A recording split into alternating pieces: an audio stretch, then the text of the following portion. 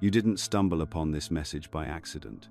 While others scroll past, something deeper pulled you here, an ancient frequency that recognizes its own.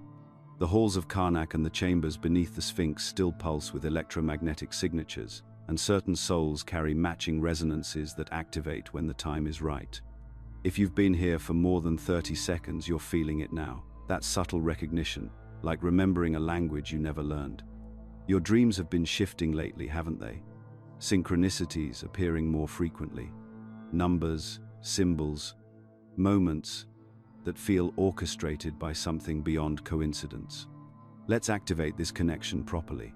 Place your hand over your heart. Breathe in slowly through your nose for 4 counts. Hold for 4, then exhale through your mouth for 6. As you breathe, say silently, "I awaken the I within. I remember the language of light." This isn't entertainment, it's initiation. The Egyptian mystery schools understood that knowledge finds the student when consciousness reaches the proper frequency. Your presence here means you're ready to remember what your soul already knows about the mathematics of creation itself. Behind your physical eyes, there's another lens entirely. The ancient Egyptians knew this. They called it the Eye of Ra, and before them, the Atlanteans spoke of the Eye of Light. This isn't metaphor, it's anatomy, it's biology. It's the most sophisticated piece of crystalline technology you'll ever encounter, and it's been sitting in your skull your entire life, waiting. Most people walk through their days using only their outer vision, seeing surfaces, shapes, the material world. But there's a reason the Eye of Horus appears on pyramid walls, papyrus scrolls, and temple carvings throughout Egypt. It wasn't decoration, it was instruction, a blueprint. The Egyptians were mapping consciousness itself, showing you exactly where to look for the doorway between worlds. That doorway is your pineal gland. Modern science calls it a vestigial organ, a leftover from evolution with no real purpose. They're wrong. The pineal gland is a crystal, literally. It's made of the same piezoelectric calcite crystals found in radio receivers. Your brain contains a biological antenna, a sacred crystal that the priests of Thoth understood was the physical mirror of Ra's eye. Every conscious breath you take polishes this crystal. Every moment of awareness charges it. Here's what they didn't teach you in biology class. Your pineal gland produces dimethyltryptamine, DMT, the same compound found in ayahuasca, the molecule that mystics call the spirit molecule. Your body manufactures it naturally. The Egyptians didn't need external substances to access other dimensions of consciousness. They knew the pharmacy was already installed, but there's something even more profound happening here. Modern quantum physics has discovered what they call the observer effect, the phenomenon where consciousness itself collapses quantum potential into physical form. The act of observation literally creates reality.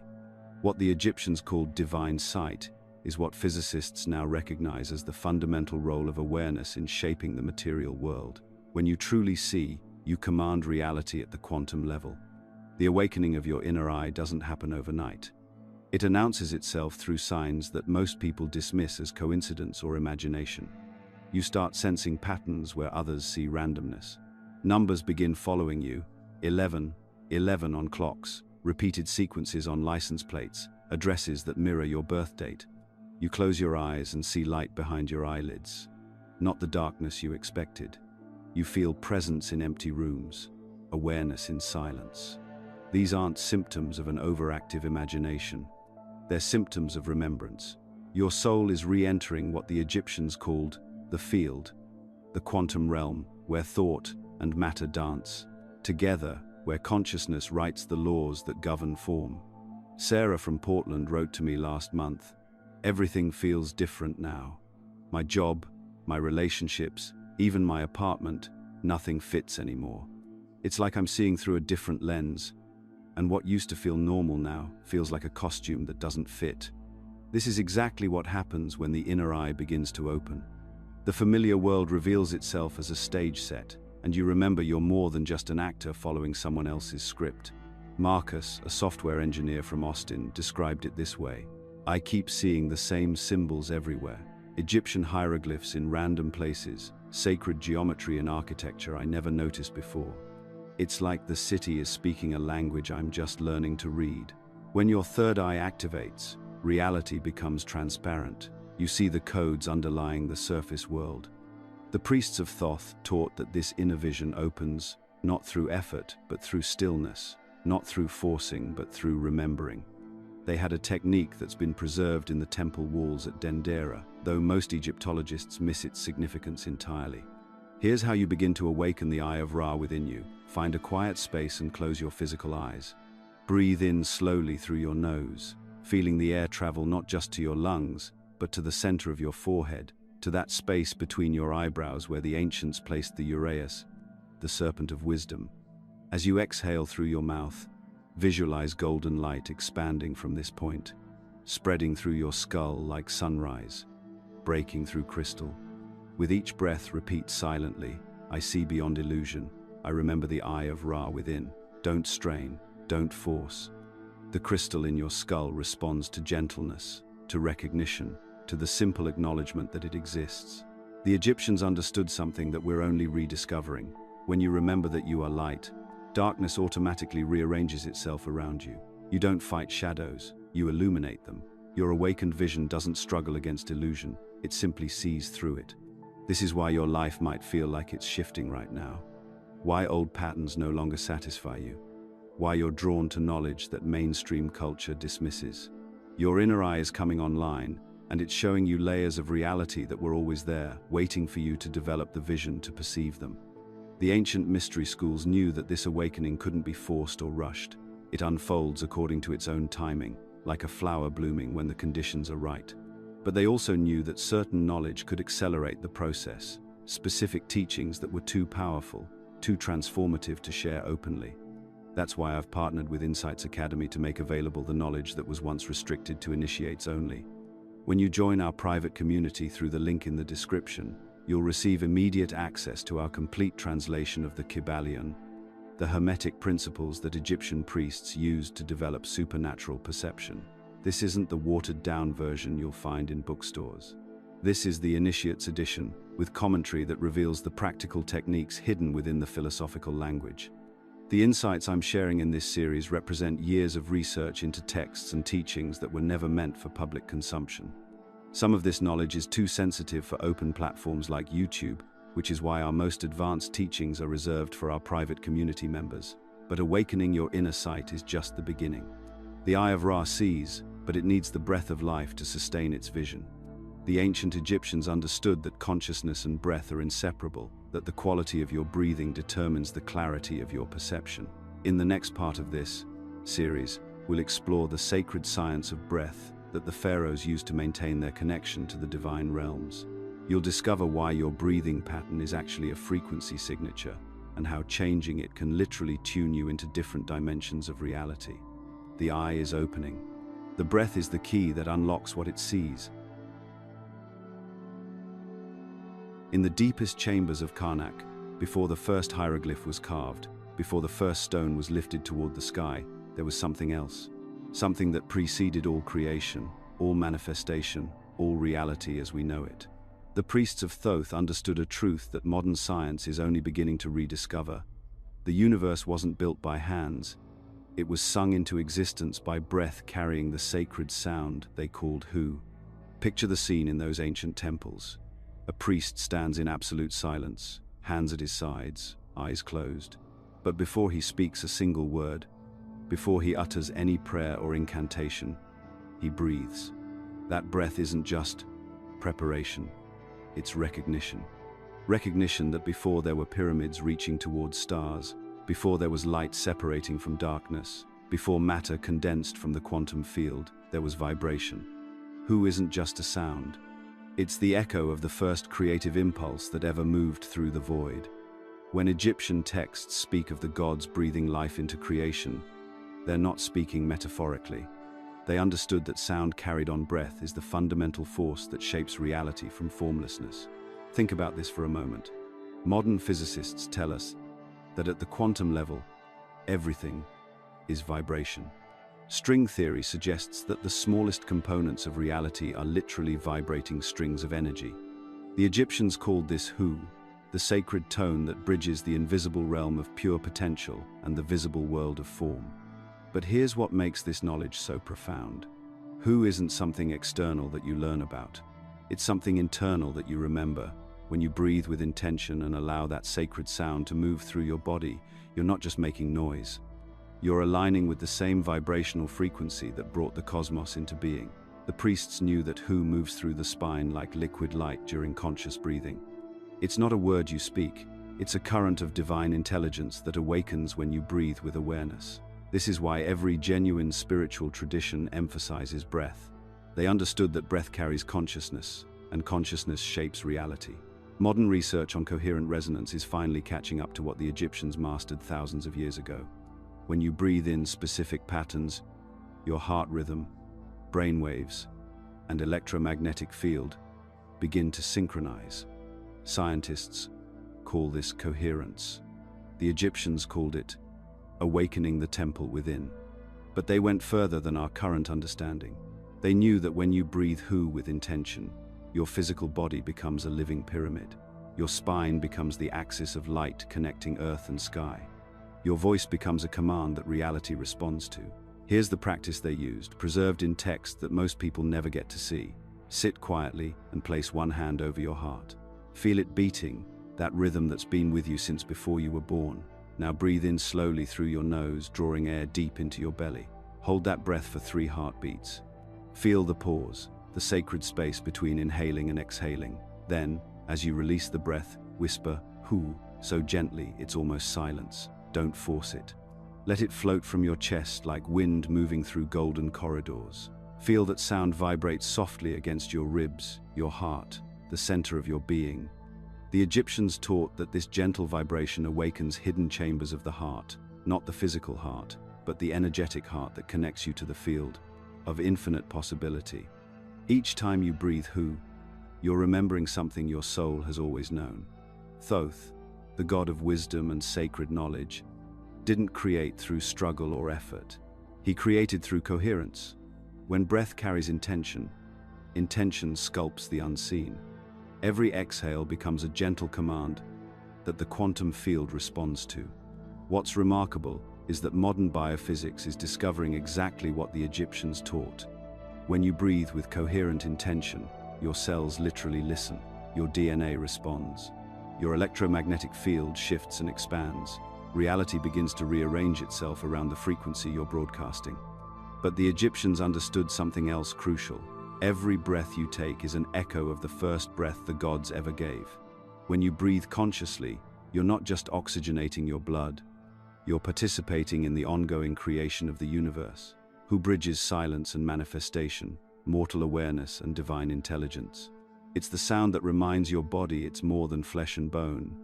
It's a temporary temple housing eternal consciousness. Try this now. Place your hand over your heart and breathe Hu 3 times, exactly as I described. Feel how the vibration spreads through your chest.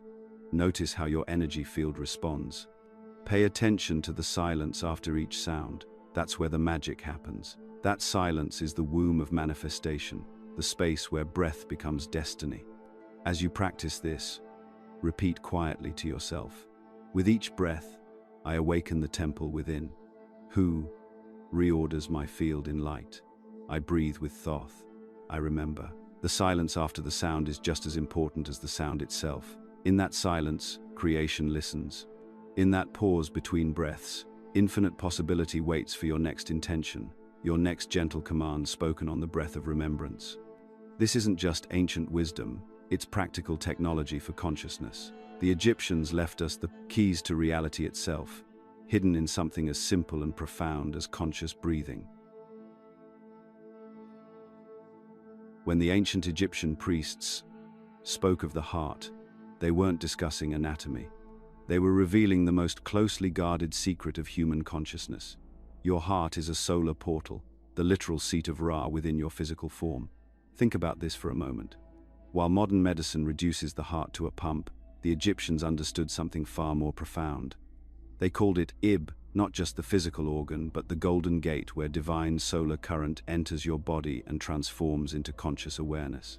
Every single heartbeat was recognized as a sun rising within your chest. Every inhale a direct breath of Ra's essence. Every exhale a ripple sent through the cosmic field itself. The priests of Heliopolis, the city of the sun, spent their entire lives mastering this understanding. But here's what's remarkable. They didn't worship the external sun blazing overhead. That was merely the reflection. The real work happened inside, aligning with the sun that pulses behind every moment of your life. Ra wasn't some distant deity in the sky. Ra was the living current flowing through your cardiovascular system right now. This wasn't mystical poetry. The Egyptians had mapped something we're only beginning to rediscover through modern heart coherence research.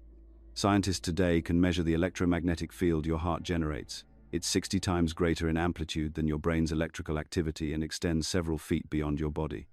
When your heart enters coherent rhythm patterns, this field reorganizes your entire nervous system, synchronizes brain waves, and creates measurable changes in your environment. The universe responds to frequency, not words. And the most powerful frequency generator in your body isn't your brain, it's your heart operating as a solar transmitter. Remember from our previous exploration of the Eye of Horus how the pineal gland serves as your inner vision center, and how the sacred breath of Hu carries creative sound through your being. Your heart is the power source that energizes both. When your heart vibrates in harmony with its solar nature, reality literally bends around its rhythm because you're broadcasting the same frequency that holds galaxies in their orbits. But many of you have felt disconnected from this power. Your chest feels heavy, your path unclear, your purpose clouded. The Egyptian texts address this directly. This isn't punishment or spiritual failure. This is eclipse before remembrance. Just as the sun continues blazing behind the moon's shadow, Ra continues pulsing within your heart, even when you can't feel it. The moment your heart remembers its source, light returns instantly. Confusion transforms into alignment, heaviness lifts into radiance, uncertainty crystallizes into clear direction. The priests taught a specific practice for this awakening, and it's startling in its simplicity. Here's the technique they used in the inner chambers of the temples. Place your right hand over your chest, fingers spread across your heart center. Feel the rhythm beneath your palm. Inhale deeply through your nose, drawing breath not into your lungs but into the space around your heart. Hold for 3 heartbeats, literally count them as they pulse against your hand. Then exhale slowly while whispering these words: Ra within, light my way. The sun in me remembers. The warmth that spreads through your ribs isn't imagination, it's ignition. You're activating the same solar current the priests worked with thousands of years ago. As you continue this breathing, visualize a golden sun glowing within your chest cavity. Not a symbol or metaphor, but an actual luminous sphere pulsing in rhythm with your heartbeat. With each inhale, see this inner sun growing brighter. With each exhale, watch rays of golden light extending through your arms, up your spine, and out through the crown of your head. You're not pretending to have an inner sun, you're remembering the one that's always been there. Breathe from this solar center. Each exhale becomes a solar flare of awareness, burning away the illusions that have clouded your vision, illuminating the truth of who you actually are, igniting the remembrance of your divine nature. The shadows in your life aren't obstacles to overcome. They're simply areas where your inner light hasn't yet reached. Practice this affirmation as you breathe. My heart is the sun of remembrance. Ra breathes through me. Light flows from within my chest into all creation. Feel these words resonating not in your head but in the cavity of your chest, vibrating through your cardiovascular system. Now listen to your heartbeat with new awareness. The Egyptians taught that this rhythm isn't just blood circulation, it's the voice of Ra echoing through the temple of your body. Each pulse is a solar command to awaken, to illuminate, to radiate the light that is your birthright. Your heart doesn't beat because of electrical impulses from your brain. Your heart beats because it's synchronized with the cosmic pulse that keeps stars burning and planets spinning.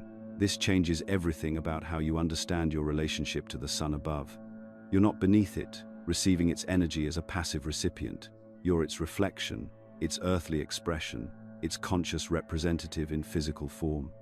When you align your heart with its solar nature, you don't just feel better, you become a broadcasting station for the same creative force that spoke the universe into existence. The priests knew that when enough human hearts remember their solar nature, the entire planet shifts into a higher frequency. This isn't metaphysical speculation, it's the technology of consciousness the Egyptians preserved in stone and symbol, waiting for the moment when humanity was ready to reclaim its solar inheritance. Your heart has been calling you back to this remembrance your entire life. Every moment of inspiration, every surge of love, every instant of clarity, that's Ra speaking through your cardiovascular system, reminding you that you carry the sun within your chest. The solar portal is open. Your heart remembers. The light you've been seeking outside yourself has been pulsing within you all along. In the deepest chambers beneath the temples of Memphis, initiates would undergo a practice so profound that modern archaeology has barely scratched its surface. They called it listening with the bones, and what they discovered there challenges everything we think we know about sound, creation, and the very fabric of reality itself. The priests understood something that quantum physicists are only now beginning to grasp.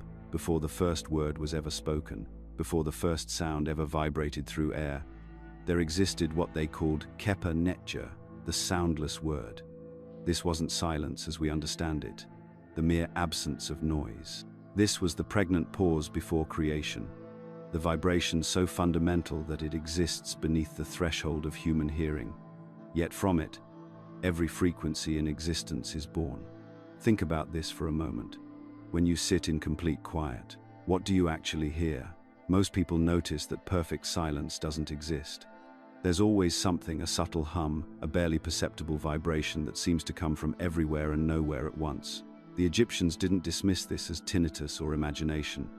They recognized it as the voice of Atum, the hidden one, speaking the universe into being through a frequency so high, so refined, that our ears can't detect it, but our bones can. In the mystery schools of Heliopolis, students would spend months learning to distinguish between hearing and truly listening.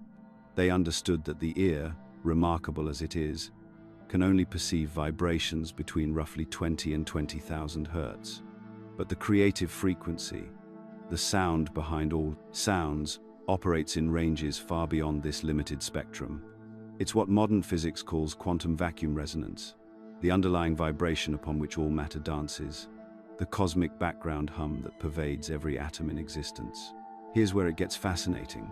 The priests taught that gods don't speak in words, they speak in silence. True power wasn't found in elaborate incantations or thunderous declarations, but in carrying the resonance of the unspoken word. They knew that when you align with this fundamental frequency, reality itself begins to reorganize around you, not because you're forcing change through willpower, but because you're harmonizing with the very mechanism through which creation unfolds. The hieroglyphs carved into temple walls weren't just symbolic representations. They were frequency maps, visual guides to help initiates navigate these subtle realms of vibration. The chants and rituals that surrounded these symbols were like tuning forks, designed to gradually attune the practitioner's nervous system to perceive ever more refined frequencies, until finally they could detect the soundless word itself. This isn't mystical speculation. When you examine the acoustic properties of structures like the King's Chamber in the Great Pyramid, you find resonance chambers precisely tuned to amplify frequencies that correspond to human brainwave states associated with deep meditation and expanded awareness. These aren't tombs, they're sophisticated instruments for consciousness calibration, designed to help practitioners access the silence that creates worlds. What the ancient Egyptians called the voice of the hidden one, quantum mechanics now describes as zero-point energy, the vibration present even in the vacuum of space, the frequency that underlies all electromagnetic phenomena. Every cell in your body is constantly vibrating with echoes of this first creative note, this inaudible hum of origin that the Egyptians understood as the eternal heartbeat of the cosmos. But here's what makes this more than just an interesting historical curiosity. When your mind stills, when your breath slows and deepens, when your heart falls into coherent rhythm, something extraordinary happens. This sound, this vibration that isn't quite a sound, begins to emerge not as something you hear, but as something that wraps around your awareness like light around a flame. You can't learn this from books or lectures. It has to be felt, experienced directly. When you enter that profound stillness, you're not speaking to the universe, you become the universe listening to itself. This is why the mystery was preserved not in written instructions but carved into stone as symbols, hidden within chants that could be sung around for millennia, while the true tone remained beyond the reach of casual seekers.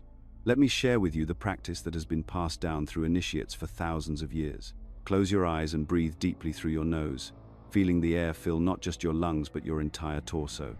Hold this breath for 3 heartbeats, not counting them, but feeling them pulse through your chest. Then exhale slowly, softly through your mouth, releasing not just air but tension, expectation, the need to understand with your mind. Place one hand over your heart. Feel the rhythm there, the steady percussion that has been with you since before you drew your first breath.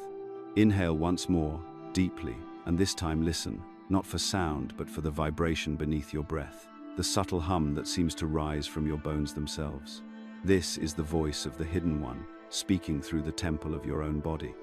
When you hear it, and you will hear it, though not with your ears, repeat silently. I hear the silence that creates worlds. I remember the sound that cannot be heard. Through stillness I speak the language of the Creator. What follows isn't emptiness, it's pregnancy with infinite possibility. Your entire body becomes a resonance chamber, vibrating in harmony with the frequency that spins galaxies and grows flowers with equal precision.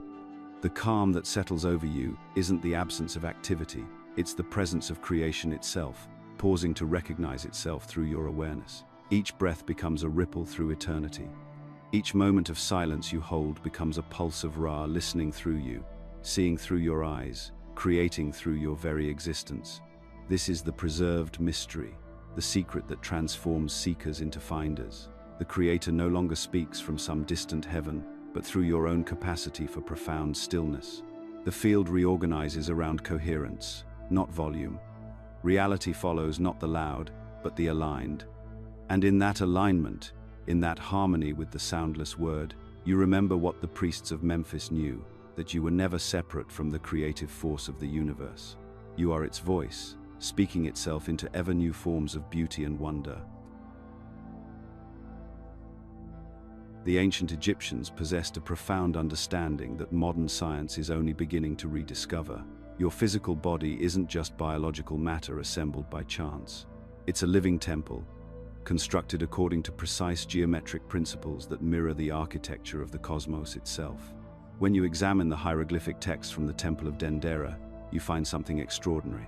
The priests didn't describe the human form using words we'd recognize as anatomical.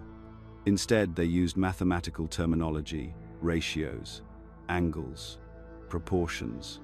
They saw your spine as the earthly reflection of the celestial axis around which all stars rotate. Your skull wasn't just bone protecting your brain. It was the dome of heaven brought into physical form. Consider this for a moment. Every proportion of your body follows the golden ratio, the same mathematical constant found in Nautilus shells, galaxy spirals, and the Great Pyramid's dimensions. Your heart sits at the geometric center of your torso, just as Ra sits at the center of the solar system. This isn't coincidence. The Egyptian initiation texts state clearly, as the pyramid stands upon earth, so the body stands within light. The temple priests taught initiates something revolutionary for its time, and revolutionary still today. They learned to perceive their physical form not as a burden to transcend, but as a structure of remembrance. Your body is literally an instrument through which consciousness can resonate with the fundamental frequencies of creation. Modern researchers studying what they call resonant embodiment are discovering that human tissue can vibrate in harmony with electromagnetic frequencies that seem to enhance cognitive function and emotional stability. But the Egyptians already understood this principle 3,000 years ago. They knew that when the body becomes perfectly still and the breath aligns with conscious awareness, something remarkable happens. The entire physical structure begins to hum with what they called divine geometry. Here's where it gets truly fascinating. In the deepest states of their meditative practices, Egyptian initiates would position their bodies to mirror sacred symbols. Arms crossed over the chest naturally form the Ankh, the key of life. The spine, when perfectly aligned, becomes a channel through which they believed cosmic light could flow unobstructed. The heart transforms into an altar, while the mind becomes an inner sanctuary. But they weren't just playing with symbolic imagery. Recent studies in neuroscience show that specific physical postures actually alter brainwave patterns, shifting consciousness into states that enhance pattern recognition and what researchers carefully call non-local awareness.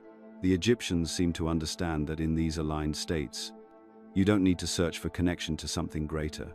The connection activates from within. This leads to perhaps the most profound realization in all of Egyptian mysticism. The gods don't descend from some distant realm to visit you. They awaken from within your own perfectly calibrated biological structure. Every atom in your body carries the same fundamental forces that shape galaxies. You are quite literally built from starlight and conscious intention.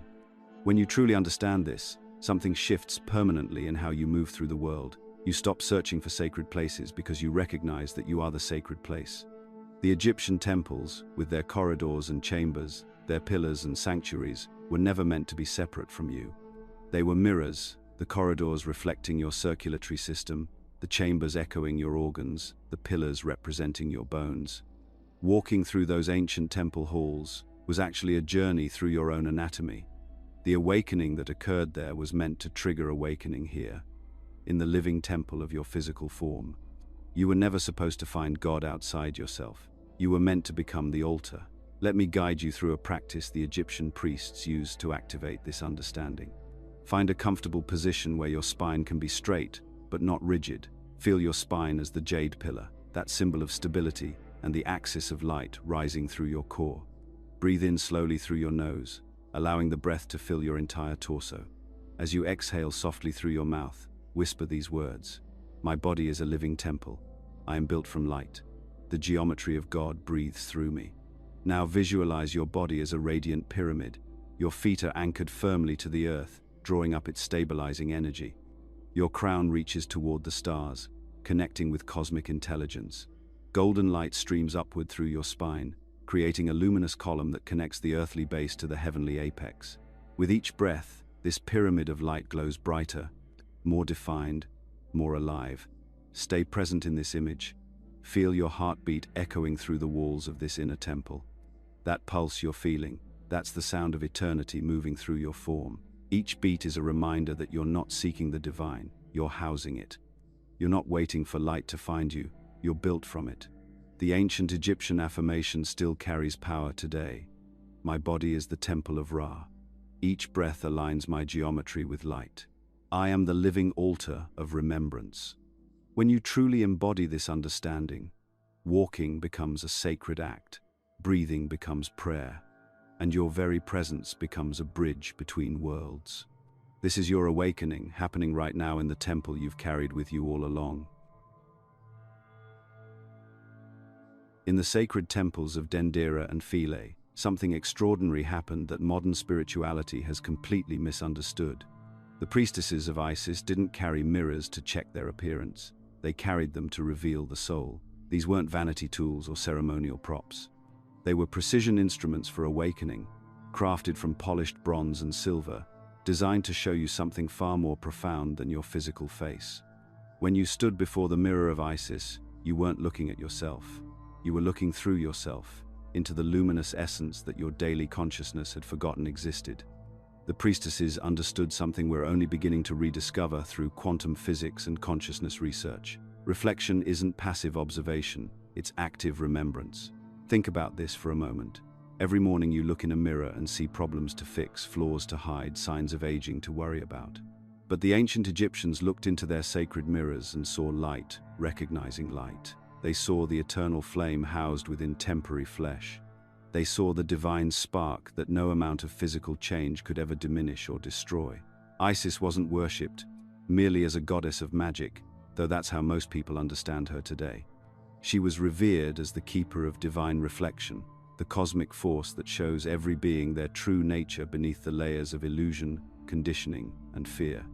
Her whisper echoed through those temple chambers. To see yourself clearly is to heal. To reflect the divine is to become it. But here's where it gets fascinating. The mirror of Isis wasn't made of glass or metal in the way we think of mirrors. It was made of frequency, vibration so pure and coherent that all distortion simply vanished before it. When you stood in that sacred space, surrounded by geometric patterns that amplified specific sound frequencies we explored earlier, your entire energy field began to entrain to a higher order of harmony.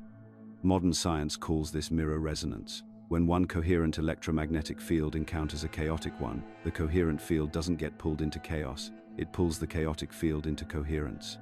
It's like a master musician sitting down at a piano that's slightly out of tune. The musician doesn't play off key to match the piano. the piano gets tuned to match the musician's perfect pitch. The Egyptians already knew this. They understood that to heal another person, you don't try to fix them or change them or convince them of anything. You become so clear, so aligned with your own divine nature, that your presence becomes a mirror of truth. Your coherent field naturally entrains their scattered energy back into harmony. I've witnessed this phenomenon countless times in my research. When someone has done the deep work of clearing their own distortions, the fear, the guilt, the shame, the sense of separation, they become walking mirrors of Isis. People around them start remembering who they really are, not because of anything that was said or done, but because remembrance is contagious. Light reflected becomes light awakened.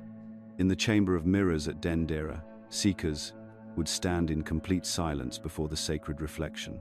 Slowly, they would watch their masks dissolve.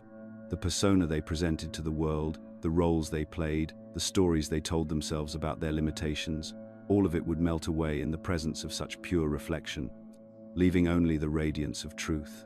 The mirror didn't judge what it saw. It didn't try to change anything or fix anything. It simply reflected coherence so perfectly that incoherence couldn't maintain itself in its presence. This is why the path of Isis isn't about force or persuasion or trying to wake people up through argument. It's about becoming so clear yourself that truth has nowhere to hide. Here's something most people don't understand about this process. When others resist you, turn away from you, or seem to tremble when meeting your eyes, they're not rejecting you. They're seeing themselves clearly for the first time in years, maybe decades. You've become the mirror, and in your reflection, their forgotten soul is stirring. That's terrifying for an ego that's built its entire identity on limitation and separation. But Isis doesn't speak loudly or demand attention. She simply shines until truth has nowhere to hide. She reflects love so purely that even the deepest wounds begin to heal in her presence. This is the real magic the temples were designed to cultivate, not supernatural powers or mystical abilities, but the capacity to be a clear mirror for the divine nature in every being you encounter. You can experience this reflection right now. Close your eyes and breathe in softly through your nose, then exhale slowly through your mouth. As you breathe, visualize silver light beginning to form in front of your heart, a mirror made of moonlight, luminous and perfect. In its surface, see not your physical form but your soul, your radiance, the divine gaze looking back at you with infinite love. Whisper these words: I see myself through the eyes of light. The mirror of Isis reflects my true form. I remember who I am. Now for the deeper activation. Visualize the full moon shining down upon perfectly still water. See your reflection in that water, but instead of seeing a face, see a flame, brilliant, eternal, unchanging. Breathe deeply, allowing that flame to grow brighter. Exhale slowly, allowing all distortion to dissolve in its radiance. Feel this truth settling into your bones. I am the mirror of Isis. Through my heart, others remember their light. I reflect truth without judgment. As this awareness becomes as clear as still water, you realize that this stillness isn't emptiness. It's the clarity of the goddess flowing through your eyes. Every act of genuine compassion, every moment of true understanding, every time you see past someone's behavior to the light within them, the mirror of Isis is shining again through you. This is how the awakening spreads, not through preaching or teaching or trying to convince anyone of anything, but through becoming so clear that others can't help but remember who they are in your presence. In the deepest chambers of Karnak, initiates faced a truth that would shatter everything they thought they knew about existence. To truly awaken, you must first die.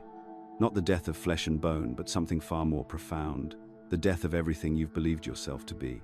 Osiris understood this mystery before any human walked the earth. He wasn't just another deity in the Egyptian pantheon. He was the first consciousness to demonstrate that true power comes not from avoiding destruction, but from embracing it completely. When you study the hieroglyphs at Abydos, you'll notice something remarkable. Osiris never conquered through force. His kingdom wasn't built on battlefields but on resurrection itself. The story they don't teach you in mythology classes reveals the most sophisticated map of consciousness ever created. When Set, representing the chaotic forces that tear apart our false identities, dismembered Osiris into 14 pieces. This wasn't a tale of sibling rivalry. It was a precise description of what happens when your constructed self begins to crumble. Think about your own life for a moment. Every heartbreak that left you questioning who you were. Every failure that stripped away your carefully built image. Every moment of profound silence when all your mental chatter finally stopped. The Egyptians would look at these experiences and smile knowingly. You weren't being punished. You were being prepared. Isis, the divine feminine principle of remembrance, gathered each scattered fragment with infinite patience and love. But here's what most people miss. When she reassembled Osiris, he didn't return as flesh. He emerged as pure light, crowned with the golden band of eternal consciousness. The priests at Dendera taught that this crown wasn't placed upon his head. It formed naturally when all false identity dissolved completely. This is why every mystery school initiate had to walk through their own dismemberment. In the underground chambers beneath the Sphinx, they would lie in stone sarcophagi for 3 days, experiencing the complete dissolution of everything they thought they were. Most emerged transformed. Some never emerged at all, not because they died physically, but because they couldn't release their grip on the illusion of separateness. What we called trauma, the Egyptians called sacred dismemberment. What we label as depression, they recognized as the necessary darkness before dawn. Every piece of your identity that falls away, your career, your relationships, your beliefs about yourself, these aren't losses. They're fragments being polished in the fire of truth, preparing to be reassembled into something magnificent.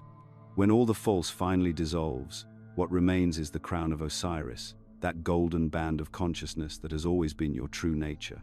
But this crown doesn't rest on your head like some external ornament. It forms naturally around your awareness when you stop trying to be anything other than what you are.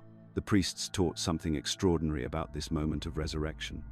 They said when Osiris rises, the heavens open, but this opening isn't some external event happening in the sky above you. It's the awakening of what they called the spinal sun, the axis of Ra ascending through the jade pillar of your spine. Modern researchers studying Kundalini currents are rediscovering what Egyptian initiates knew 5,000 years ago.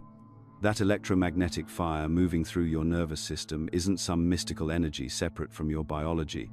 It's the very mechanism of remembrance, the inner light returning to its throne. When this current rises properly, something fundamental shifts in your perception. You begin to see not with your eyes, but with eternity itself. Your words emerge not from mental calculation, but from presence. You walk through the world not as a seeker desperately searching for truth, but as a sovereign of remembrance who has reclaimed their birthright. If you've walked through darkness recently, if you've felt scattered and lost parts of yourself, understand this: Isis is gathering you now. Every fragment that seemed lost is returning, polished and refined. From the ashes of who you thought you were, the crown of Osiris is beginning to shine. Let me share with you the breathing practice the priests used to activate this remembrance. Place one hand over your heart and breathe in slowly through your nose. Hold that breath for 3 heartbeats. Feel them pulsing against your palm. Now exhale completely through your mouth while visualizing golden light rising from the base of your spine, moving up through your heart, continuing to the crown of your head. As you do this, whisper quietly, "I rise as Osiris." The light returns to its throne. I remember who I am. Continue this practice for several minutes, and as you exhale each time, see that golden light spiraling upward through your spine, forming a radiant crown above your head. This isn't visualization, it's activation. The crown of Osiris isn't a symbol of power over others. It's the completion of your return to wholeness. Feel that golden light resting above your crown now. This is your resurrection, not some future event, but the recognition of what has always been true. You've passed through the shadow, been scattered and reassembled, polished in the fire of remembrance. Speak these words with the authority of one who has walked through death and emerged as light. I wear the crown of Osiris. All that was broken is made whole through love. I rise again. I remember. Stay in this silence now. Feel the golden light above your crown, not as something you've achieved, but as something you've remembered. You are no longer the seeker desperately searching for truth. You are the sovereign of your inner throne, crowned in the luminous coherence that was always your birthright. The death you feared was only the dissolution of what was never real. What remains, what has always remained, is the eternal light that no darkness can touch, the crown of Osiris. resting not on your head, but in the very essence of your being. Picture this. A priest of Thoth stands beneath the star-scattered dome of night, his bare feet planted on cool temple stone, yet his consciousness prepares to climb a stairway no architect ever built.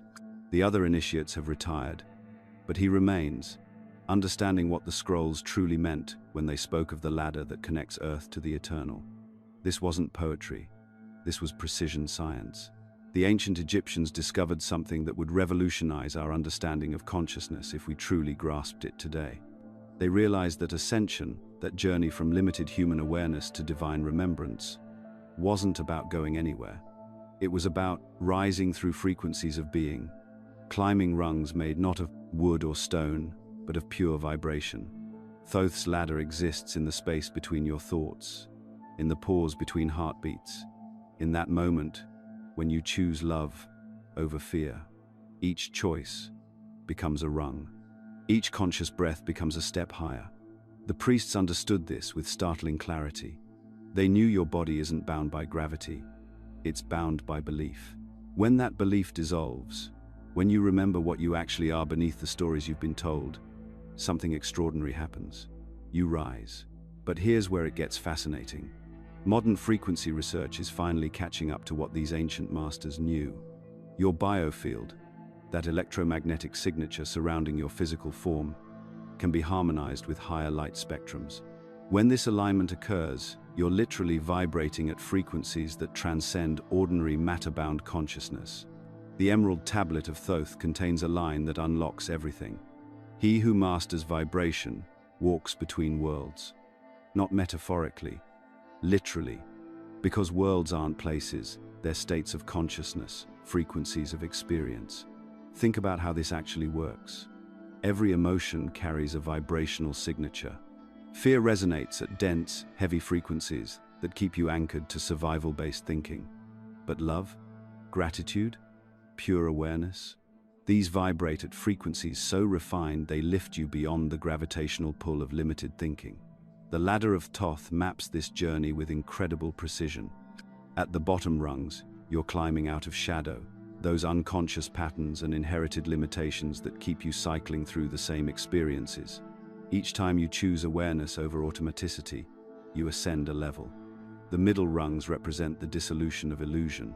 Here's where you begin recognizing that the world you thought was solid reality is actually fluid consciousness. The Egyptians called this the realm of becoming, where you're no longer fully human in the old sense, but not yet fully divine in your remembrance. The upper rungs, this is where it becomes mystical in the truest sense. You're climbing through frequencies of pure light, pure knowing.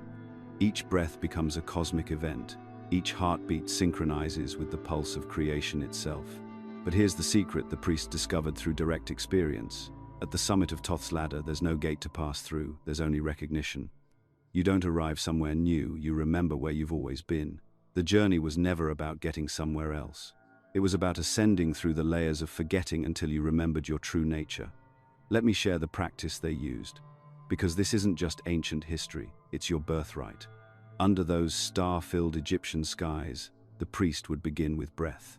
Not ordinary breathing, but conscious collaboration with the life force itself.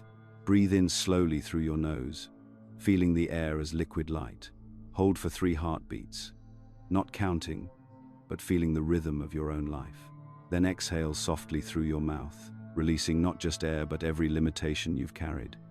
As he breathed, he visualized something specific, a golden spiral of energy connecting his crown to the stars above. Not imagined, but perceived. Because when consciousness reaches certain frequencies, visualization becomes direct perception. With each inhale, he drew starlight down through his crown, filling his entire being with luminous energy. With each exhale, he felt himself rising into that light, ascending the spiral stairway of consciousness itself. Try this now. Whisper these words as you breathe. I climb the ladder of Thoth. With each breath, I rise in light. I remember the path of eternity. Feel what happens in your body as you speak these words with genuine intent. There's a lightness that begins, a subtle expansion. This isn't placebo effect, it's frequency activation. You're literally tuning your consciousness to higher octaves of existence. The full activation involves seeing this spiral clearly. Picture an endless stairway of golden light spiraling upward before you, each ring glowing brighter than the one below. As you breathe consciously, step upon it with your awareness. Each inhale lifts you higher. Each exhale makes you lighter. The spiral of Thoth lifts me beyond illusion. I ascend through remembrance, not effort. I am light remembering itself. Notice something crucial as you practice this. You're not trying to escape Earth or transcend your human experience. You're becoming Earth's bridge to higher consciousness. You're not climbing away from life. You're elevating life itself through your awakened presence. This is why the Egyptian mysteries were so carefully guarded, not because they were secret, but because they were sacred. When you truly understand that every conscious breath is a step upon Thoth's ladder, when you realize that your very awareness is the vehicle of ascension, everything changes. The priests knew that consciousness isn't produced by your brain. It flows through your brain like light through a prism.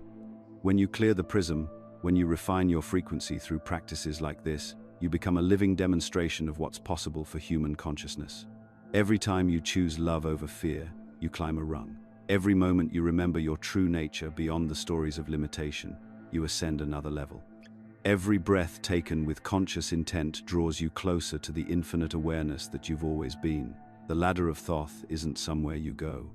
It's how you rise through the frequencies of your own being until you remember what you truly are, consciousness itself, playing at being human, awakening to its own divine nature through the magnificent vehicle of your individual awareness. This is the path every awakened soul must climb, from shadow to illumination, from illusion to truth, from human forgetting to divine remembrance, and it begins with your very next conscious breath. In the deepest chambers of Karnak, beyond where tourists walk today, there were sanctuaries that held no hieroglyphs, no golden statues, no incense burning on marble altars. These were the final chambers, spaces so sacred that even the highest priests whispered when they spoke of them. Here, in rooms carved from single blocks of granite, the most profound mystery of Egypt was revealed. Not through teaching, not through symbol or prayer, but through pure, undiluted light. This was Ra's true temple. Not the grand solar barges depicted on tomb walls, not the falcon-headed god receiving offerings from pharaohs. This was where the ultimate Egyptian secret was finally understood. You were never seeking the light. You were the light, temporarily forgetting itself in human form. The priests who reached these chambers, and there were precious few across millennia, no longer called themselves seekers. They had transcended that role entirely. In the absolute silence of these spaces, with walls that seemed to pulse with their own inner radiance, they heard the whisper that changed everything. You are no longer under the Sunday. You are the sun, remembering itself. Think about what this means. Your entire spiritual journey, every meditation, every moment of seeking connection to something greater, it was never about reaching toward divinity. It was about remembering the fire that has always burned within every cell of your being. Ra was never a distant god commanding from solar barges across the sky. Ra was the fire of pure awareness, the consciousness that animates your breath, hidden in your very DNA, waiting for the right moment to awaken. The Egyptians inherited this knowledge from their Atlantean predecessors, who called it the solar code of ascension. In Egyptian mystery schools, they refined it into what they termed Sahu, the radiant body that begins to glow when the soul remembers its true nature. This isn't metaphorical glowing. This is the actual luminescence that emerges when consciousness aligns with its source frequency. You can't see this light with your physical eyes, but you can feel it as heat beneath your skin. You can hear it in the profound silence between thoughts. You can know it as the presence that remains when everything else falls away. When the sacred word Hu awakens on your breath, when the eye of Horus opens in your awareness, Ra ignites like a solar furnace in your chest. Your breath becomes flame, not consuming but illuminating. Your heartbeat becomes the cosmic drum that echoes through dimensions. Your body transforms into the temple it was always meant to be. This is the moment when matter remembers light, when every atom in your being realigns to that original divine command. Let there be. Modern science is just beginning to catch up with what Egyptian priests knew 5,000 years ago. Researchers studying biophotonic emission have discovered that every living cell releases coherent light, actual photons streaming from the mitochondria, the cellular powerhouses that sustain life. But here's what they're still discovering. When consciousness achieves coherence, when awareness aligns with its source, this cellular light doesn't just increase, it multiplies thousandfold. Picture the priests of Heliopolis in those pre-dawn hours, standing in perfect stillness as the sun crested the horizon. They weren't worshipping the sunrise, they were synchronizing with it. Their breath matched its rhythm, their hearts mirrored its pulse, their bodies began to shimmer in the sacred silence. They didn't pray for the dawn, they became the dawn. This is your inheritance. Ra isn't outside you, commanding from some distant solar throne. Ra is your center, remembered. He rises every time you choose coherence over chaos. He burns when you speak truth instead of comfortable lies. He radiates when you love without condition or expectation. You don't carry his flame as some external blessing, you are his flame expressing itself through human experience. Let me share with you the breathing practice that awakens this solar consciousness. Close your eyes and inhale slowly, drawing golden light down through the crown of your head.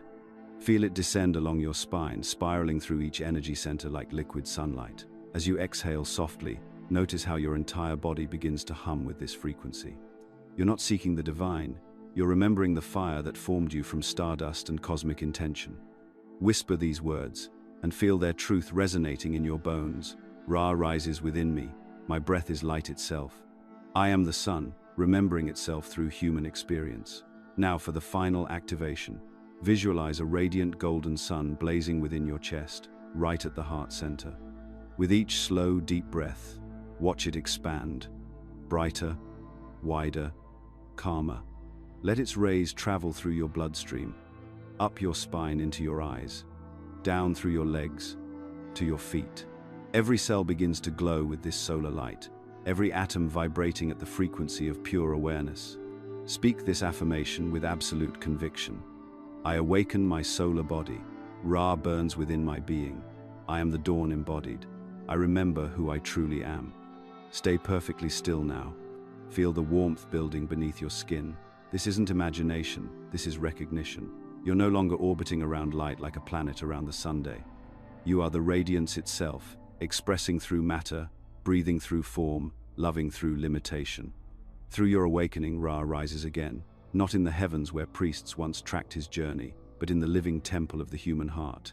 You are the return of the solar consciousness. You are light, remembering itself. You are the Egyptian mystery, finally revealed. If this video resonated with you, let us know by commenting, I understood it.